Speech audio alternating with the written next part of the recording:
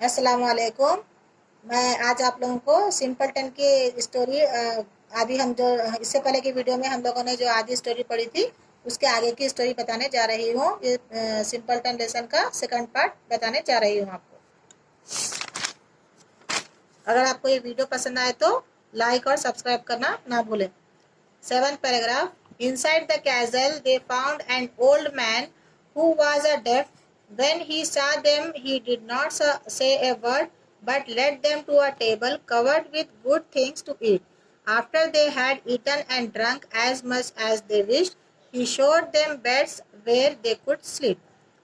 तो तीनों भाई जब कैजल को के पास पहुंचे तो कैजल के अंदर उन्हें एक बूढ़ा आदमी दिखा। कैजल का मतलब किला है, यहाँ मैंने आपको इससे पहले की वीडियो में बताया था।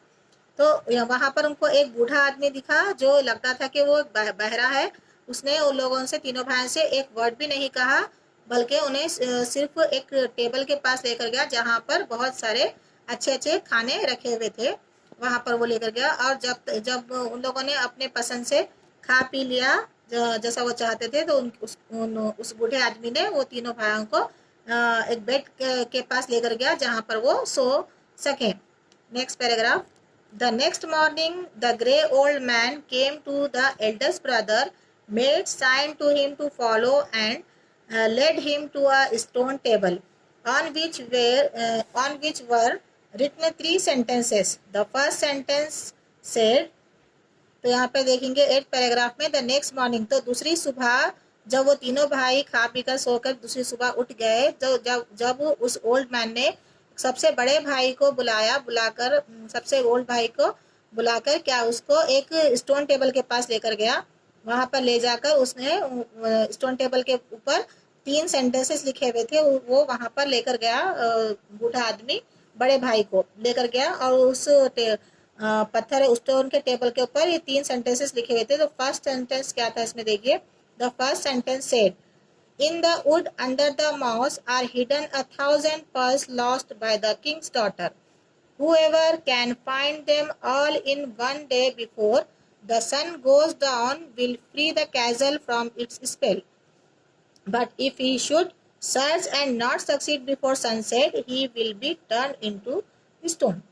तो उस पत्थर पे क्या लिखा हुआ था कि जंगल में एक दलदल में एक 1,000 पर्ल्स मतलब मोती खो गए थे। किंग की, राजा की बेटी ने 1,000 मोती खो दिए थे।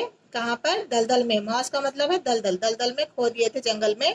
तो वो अगर एक दिन सूरज गुरूब होने से पहले अगर उस बड़े भाई ने इन तमाम पर्स को 1,000 पर्स को ढूंढ कर लाया हो तो इनका जादू, इस किले का जादू खत्म हो जाएगा। अगर वो अपने मकसद में कामयाब नहीं हुआ तो वो सूरज गुरूब होने से पहले अगर कामयाब नहीं हुआ तो वो भी पत्थर का बन जाएगा। ये लिखा हुआ था उस पत्थर पे। Next, the eldest brother read these words and decided to try. तो वो बड़े भाई ने इस वर्ड्स को पढ़ा और कोशिश करने के लिए तैयार हो गया। He looked all day, but at sunset he had found only 100 pearls and was therefore turned into stone. वो सारा दिन उसने देखा, कोशिश की, लेकिन वो सूरज गुरूब होने तक सिर्फ एक 100 मोती ही ढूंढ पाया, इसीलिए वो पत्थर में तब्दील हो गया। In spite of this, the second brother made an attempt and began his task in the evening, so that he looked all night. By sunset next day he had found only 200 pearls and was turned to stone like his brother. तो उसकी जगह पर उसका दूसरा भाई purse ढूंढने के लिए निकला, लेकिन वो उसी रात से ही उसने कोशिश की पर्स ढूंढने की, और रात से लेकर सुबह के बाद सूरज गुरूब होने तक वो सिर्फ 200 पर्स ही ढूंढ पाया। इसी वजह से वो भी स्टोन में, पत्थर में तब्दील हो गया, वो बड़े भाई की तरह। At last the simpleton had to look for the pearls, but he was very unhappy at having to do it. He thought that he was so much more stupid than his brothers that if they had failed, of course there would be no chance for him. तो last में सिर्फ simpleton ही बचा था ये purse को ढूंढने के लिए, लेकिन वो खुश नहीं था अपने इस टास्क को करने के लिए, क्योंकि वो जानता था कि मेरे भाई के जैसा, मेरे भाइयों की तरह मैं ज़्यादा होशियार नहीं हूँ, और इसी वजह से मैं भी ये उन्होंने जब नाकाम हो गए तो मैं भी, मेरा भी कोई चांस नहीं है कामयाब होने का, इसलिए वो नाखुश था। As he sat thinking about it, he saw coming toward him the ant king, whose life and house he had saved. He had brought with him 5,000 of his ants, and it was not long before they had found all the pearls and piled them up in a large heap. Then they went home, hardly waiting for his thanks. They had been glad to help him and thus show their gratitude. तो इस paragraph में यहाँ पे जैसे ही वो सोचते बैठा था, सिंपलटन सोचते बैठा हुआ था कि मैं कैसा करूँ अब, तो उसी वक्त एंट का किंग जो था ना, जिसकी जिंदगी सिंपलटन ने बचाई थी, वो अपने साथ 5,000 एंट्स को लेकर आया, और देखते ही देखते उसने पर्स को एक लार्ज पूरा पर्स को ठहरा कर दिया। वो उसने पर्स निकाल कर ठहरा कर दिया, उसके सामने रख दिया, सिंपलटन के सामने रख दिया, और अपने और जो सिंपलटन ने उनकी हेल्प की थी उसका शुक्रिया अदा इस तरीके से उन लोगों ने, चूंटियों ने किया उसका। When the simpleton went back to the castle with the purse, he was given another task to do. It was to bring the key of the princess's sleeping room from the bottom of the lake where it was sunk. तो जब simpleton purse लेकर castle में पहुंचा, तो वापस पहुंचा purse लेकर castle में, तो उसके लिए दूसरा टास्क तैयार था, और वो टास्क क्या था कि प्रिंसेस के, शहजादी के रूम की चाबी उसको ढूंढ कर लाना था, जो कहाँ है, लेक में, झील में सबसे नीचे खो गई थी वो, तो वो लाने का था उसको। Of course, he could not possibly hope to do this by himself, but when he went down to the lake, he found there the ducks that he had saved from being killed. They knew him at once, and when they heard what he wanted, they quickly dived to the bottom of the lake and got the key for him. तो वो simpleton जानता था कि उसको ये task भी वो नहीं कर सकता, इसीलिए वो जैसा ही झील के पास पहुंचा तो उसने वहां पर डक्स को देखा जिसकी जिंदगी सिंपलटन ने बचाई थी। जैसे ही उनको मालूम हुआ जो डक्स की जिंदगी उसने बचाई थी वो वहां पर थे, और जैसे ही डक्स को मालूम हो गया कि उसको ये टास्क दिया गया है, तो उन्होंने सीधा पानी में गोता लगाया। डाइव मतलब गोता लगाना, डुबकी लगाई और लेक, झील के अंदर, और की लाकर सिंपलटन के हवाले कर दी। Next, now the third thing he had to do was the hardest of all.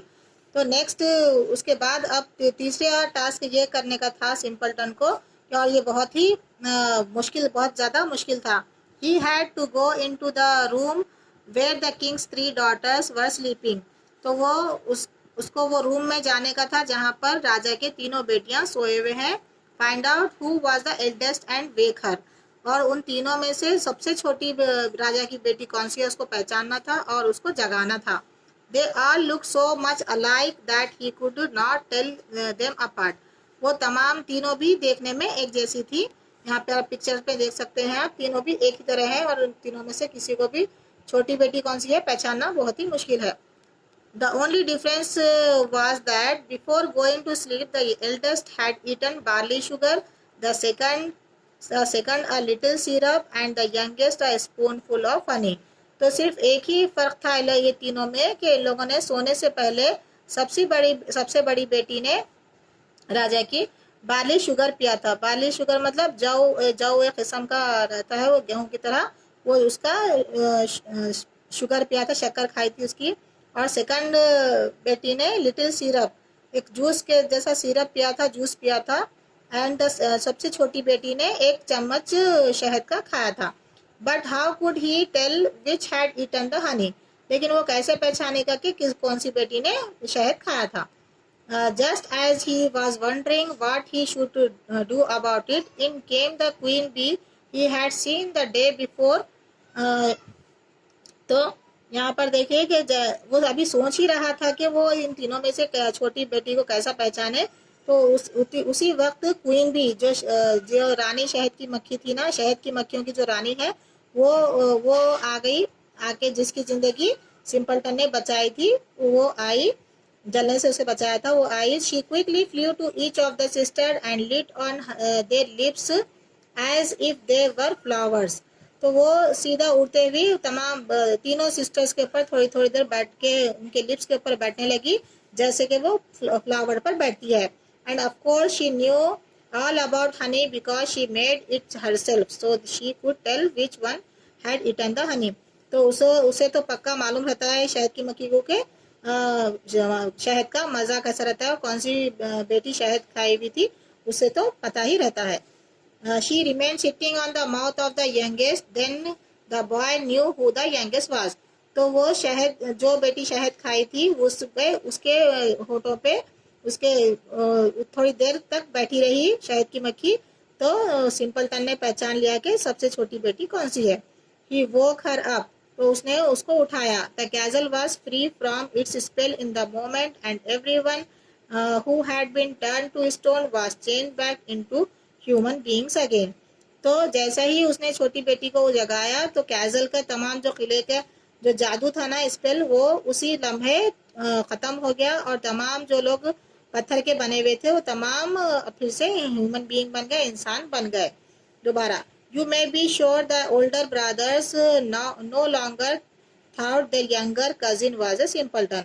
अब आपको पता ही चल गया होगा कि अब वो बड़े भाई यंगर कजिन को, अपने सिंपलटन को सिंपलटन कहकर नहीं बुलाएंगे। अब आपको पता ही चल गया होगा। हाँ, अब यहाँ पर हमारी सिंपलटन की स्टोरी खत्म होती है और होप कि आपको पसंद आएगा। अगर पसंद आएगा तो आप लाइक, शेयर और सब्सक्राइब ज़रूर करें।